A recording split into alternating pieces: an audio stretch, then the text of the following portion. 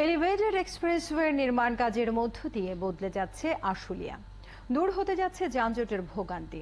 আগামী বছরের মার্চ নাগাদ এই পথে চালু হতে যাচ্ছে দুটি উড়াল সড়ক। একটি পথ সাভারের ইপিজেড থেকে যুক্ত হবে এক্সপ্রেসওয়ের মূল সড়কে। এটি চালু হবে ইপিজেড থেকে যাত্রাবাড়ি পর্যন্ত। দীর্ঘ পথটি পাড়ি দেওয়া যাবে মাত্র 1 ঘন্টায়। আরো জানাচ্ছেন নয়নাদিত্য। এখন জন্ম সনদ দিয়ে খোলো বিকাশ স্টুডেন্ট অ্যাকাউন্ট। নিজের বিকাশ নিজে কর। আশুলিয়ার দীর্ঘদিনের এই পথ আর থাকছে না। আগামী বছরের মার্চের পর সড়কটি সরিয়ে ফেলার কাজ শুরু হবে। এই পথে বসবে কয়েকশো পিলার, আর এই পিলারের ওপর তৈরি হবে 4 লেনের নতুন সড়ক। এটি হবে ঢাকা আশুলিয়া এলিভেটেড এক্সপ্রেসওয়ে।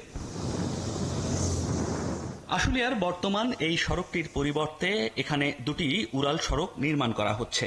এর মধ্যে এর কাজ প্রায় 60% শেষও হয়েছে। প্রায় 4 কিলোমিটার এই পথটি আশুলিয়া ও ধৌরকে যুক্ত করবে। ওইখানে 2 লেন ব্রিজটা 60% টু 70 আমরা গার্ডার করতেছি, এবং so many girders already complete.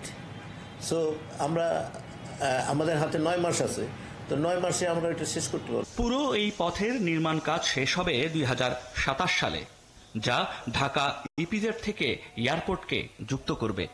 Land অ্যাকুইজিশনের জন্য কিছু ফাইন টিউনিং এর জন্য কিছু সমস্যা থাকবে, বিদ্যুতের লাইনের জন্য কিছু সমস্যা থাকবে, আমরা সেইগুলি ওভারকাম করব। কিন্তু আমরা মানে যতটুকু কাজ করতে পারতেছি সেইটুকু কেন আমি ফেলে রাখবো, সেইভাবেই ইনস্ট্রাকশন দেওয়া হয়েছে। যার ফলে 65% কিন্তু আমরা করতে যাচ্ছি 2.5 বছরে। আর তখন তৈরি হবে 44 কিলোমিটারের একটি নিরবিচ্ছিন্ন পথ।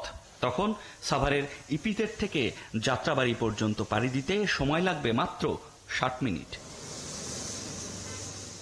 নয়ন আদিত্য, 71, ঢাকা।